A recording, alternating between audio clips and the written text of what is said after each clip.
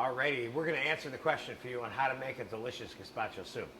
I take the risk of saying that it's pretty unlikely that you've had a good gazpacho soup just about anywhere. I've been eating it all over the United States my whole life, and I've never really had a really good one.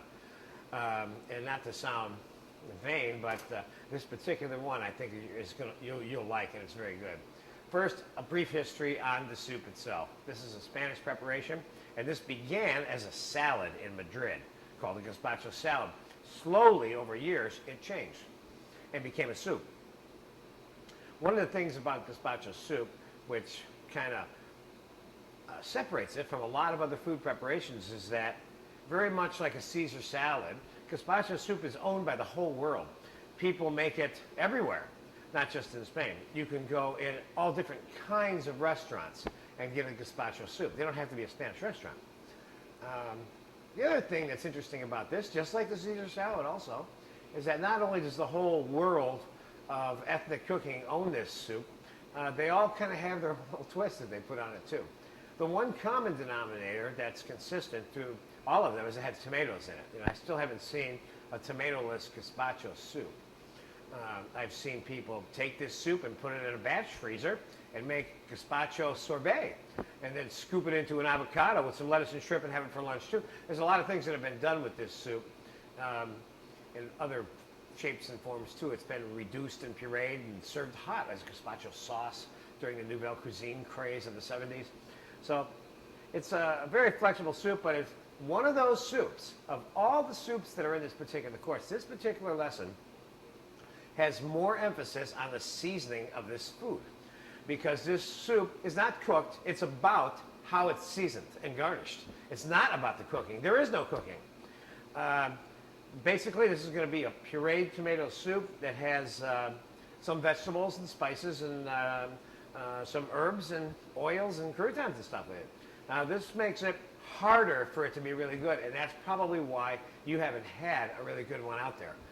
Maybe you have, but I haven't. If you had, consider yourself lucky. First, what I did was, and we're going to go right to it now, and that is that I peeled and seeded a couple of pounds of tomatoes. But I saved one so that I could show you how to do that. Now, there is a, if you click on a tomato concasse button in your introductory DVD, you'll see that the tomato concasse is there, and there's a couple of versions of it that you can learn how to make there.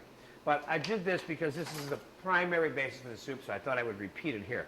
So I took the core out of the tomato on the top, and we're going to give it a little crisscross, and I'm going to drop it into some boiling water that I have here right now, okay? We're going to let it blister a little bit, and then we're going to put it in some ice water to cool. And we'll get back to that as it takes place. And I'll interrupt the making of this soup that I already have pre-prepped to show you how to finish that. Now, we're going to take the peeled, seeded, and diced tomato, and we have some really good tomato juice here too that we use. That we got this particular tomato juice from draining diced tomatoes in juice. We used the diced tomatoes for something else we were cooking earlier today and yesterday, and we had this tomato juice left over. This is as good as any tomato juice I've seen, except, and I'm not plugging this company, but the Sacramento tomato juice is the best U.S. tomato juice there is. So if you have to buy a tomato juice to supplement this, which this recipe calls for, buy Sacramento if you can. All right? It comes in midgets and also number 5 cans. All right, so first because we're going to be pureeing this, but we're not pureeing it a lot like a hot soup. If you puree the soup a lot, what will happen is the vegetables will change the color of the soup so much that it won't look like tomato anymore. That's one reason why it's not pureed a lot. The second reason it's not pureed a lot is because this soup needs to be a little bit chunky and have food inside of it, okay? So I'm going to start by taking the tomatoes and put them into a tall cylinder that's easy for pureeing. Now, all of the other ingredients that go into this soup, which are listed in the recipe right here in front of me and is available to you on your DVD,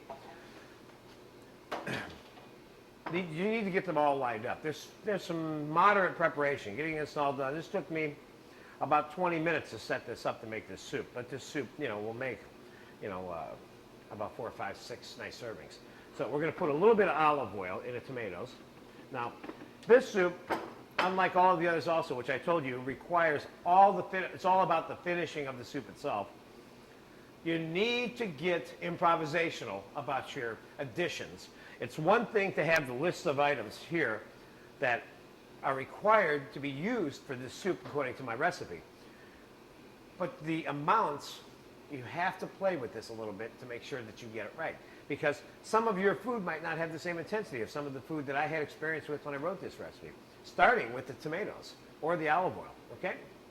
So we're going to take a little bit of cumin and put it in here. That would be a classic traditional ingredient that's with this. Now there's something else that's always with gazpacho soup, and that's olive oil and garlic and chopped shallots and green and red bell peppers and cucumbers.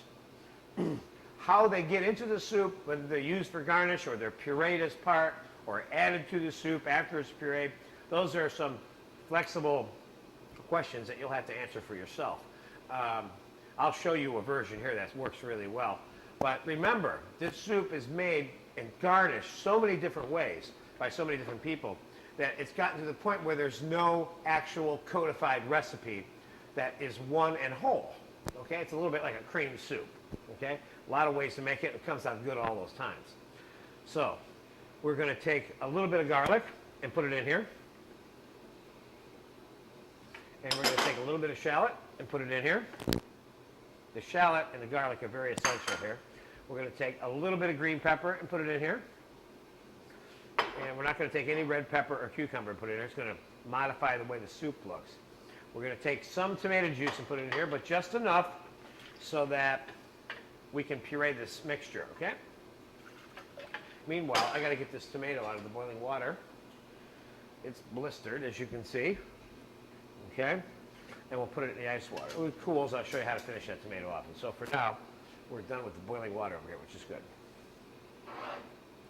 Okay, let's get into our soup pot here. Take a look at what's going on here. We need a little bit more tomato juice here. And we need more olive oil. You're going to find out that I'm going to re-season this soup probably 10 times before we get done. Now I'm going to take some of the basil and I want to incorporate it right into the pureeing process, okay? So we're going to chop up a little bit of basil. Now that is an addition that I'm making to this soup as an option. Basil and tomato goes together like nobody's business, as you know, so it's worth its weight in gold for you to use basil with the soup. I suppose you could say that this is my version of gazpacho, okay? Now you can go to Madrid and get gazpacho made 10 different ways also, and you will find it with tomato basil also. The Italians even make basil tomato soup, but they don't call it gazpacho. So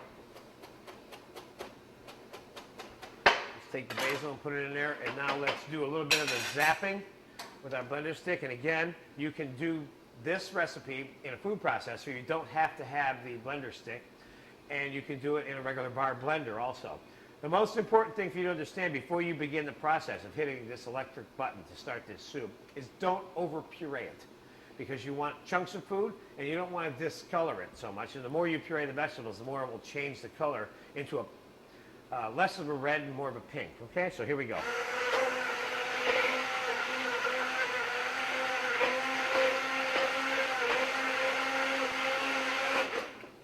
Okay, we're going to stop right there.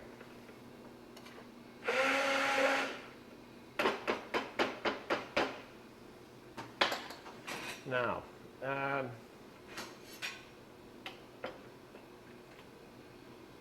soup, we're going to put a little bit more tomato juice in.